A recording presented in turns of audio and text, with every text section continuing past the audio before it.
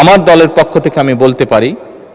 দেশ এবং দেশের মানুষের কোনো বিষয় যদি আমাদের সামনে কেউ উপস্থাপন করেন, যদি আমাদের কাছে দেশ এবং দেশের মানুষের স্বার্থের ব্যাপারে কেউ কোনো প্রস্তাবনা দেন, আলোচনা করতে চান,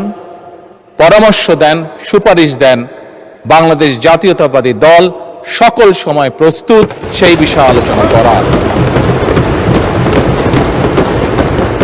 সেটি আমরা যে অবস্থানেই থাকি না কেন, সকল সময় আমরা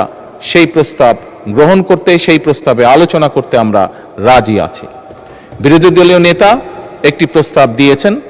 যে আমরা বিরোধী দল, সরকারি দল সকলে মিলে কেন আমরা আলোচনা করতে পারি না। আমি সংসদকে অবহিত করতে চাই সংসদ নেতা হিসাবে যে অবশ্যই আমরা বিরোধী দলকে আমন্ত্রণ জানাবো, আমাদের অবস্থান থেকে আমরা বসবো, আমরা আলোচনা করব,